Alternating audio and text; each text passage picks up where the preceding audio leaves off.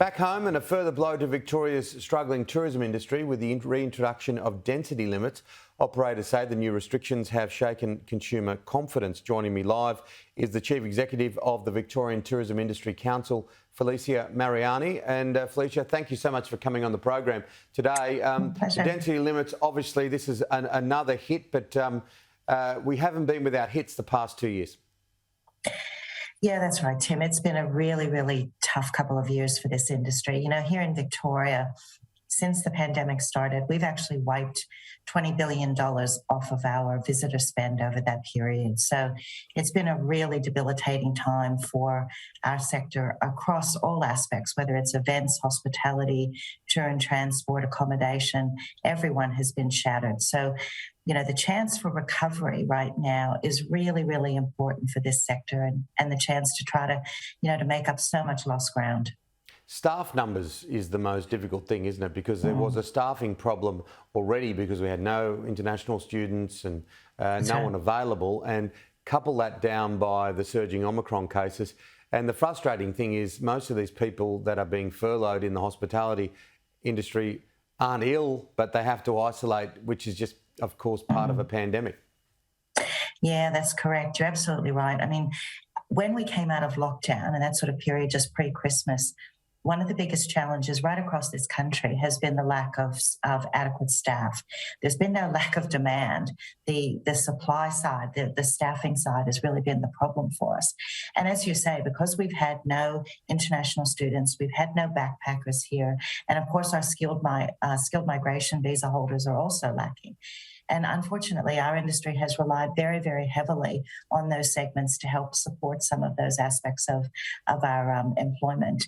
So when you introduce Omicron to the whole thing and this kind of, forced isolation that people have had to go into, I should say, rather than because they are infected themselves or potentially as close contacts in their household, it has really exacerbated the issue for us. And, even prior to the density limits, Tim, we had many businesses who were already operating on limited hours. They couldn't open, 7 days a week or through their normal hours because they just couldn't find adequate staff.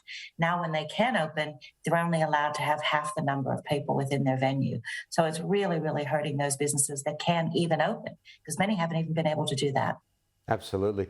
But it is the new world, and hopefully by the end of this year it'll be very changed. But it's such a fantastic place. I love Victoria. I love Melbourne. We have the Australian Open on the way, and we need people to travel. We need people to visit. We need people to obviously observe what the local laws are in and around this pandemic, but it is very different to what it was. So people have the opportunity to go and enjoy what is just an amazing part of the world. No, again, you're 100%. Tim, we've got some amazing events that are on. Yes, you've talked about the Open that will be starting in really just a week's time from this Monday. But, we've also got the Chanel exhibition that's on at the NGV. We've got the Disney exhibition that's on at ACME. We have exhibitions that are on at our museum. We have theatre abounding at the moment. Moulin Rouge, while they had to close temporarily recently, they had a bit of a stutter step with a case, an Omicron case there as well. But that's all, subsiding now. We've got, as I said, Moulin Rouge. We have Harry Potter and the Cursed Child at the Princess Theatre. Of course, we have Frozen in Melbourne as well. So we've got amazing blockbusters. We've got great exhibitions, and we've just got wonderful things to do, whether it's right across our city or across our state. So people visiting is just so important to really helping all those businesses, as I said before, that have struggled for the last 2 years to find a little bit of hope and joy and to try and get back on their feet. And there's still a number, because there is a plethora of restaurants and cafes in Melbourne, unlike anywhere else in the world, probably. Naturally, this time of year, we do see a lot of people take their Christmas break, so they've shut their doors. But there's still so much open, isn't there? Oh, there is. And, it's amazing. In the middle of a pandemic, we've had restaurants opening right here in Melbourne. While many restaurants have been closing all around the place, we've opened new restaurants here in Melbourne. And, we are still an incredible destination for culinary experiences. And again, whether they are in our amazing CBD area in the surrounds of Melbourne or in some of our regional areas, we've got great delights right across this whole state. We have been famous for decades for our food and wine here in this state, and none of that has changed. The only thing missing in the recipe right now is our visitors. Yeah, I'm coming down very, very soon with my family, and even those that are a little cautious, and understandably so, depending on what stage of life people are at and what their personal situation is. You can just jump in the car, Great Ocean Road. So much to see that you can just get out in the open. Yes, and you can, you can travel in the comfort of your family bubble, if you will. The important thing is, as you were saying before, Tim, follow the rules. Make sure that you're wearing a mask if you're indoors, or indeed if you're outdoors, but in an area that you can socially distance because there might be too many people.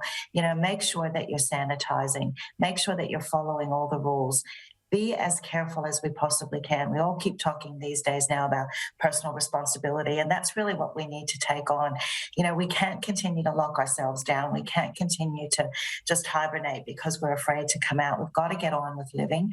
And, our businesses in this state and every state of this country depend on all of us to actually do the right thing first and foremost, to be sensible, to be careful, but to also get back to living again. That's an important part of how we're going to, come out of this whole nightmare that we've been living in for the last 2 years. Yeah, absolutely. And while people are still very hesitant about travelling overseas, spend some money in Australia. Take a trip to Victoria. Take a trip to Queensland. Wherever you are, take a trip, and you'll enjoy it. Thank you so much. Good to chat. That's a pleasure, Tim. Thank you, and have a good morning.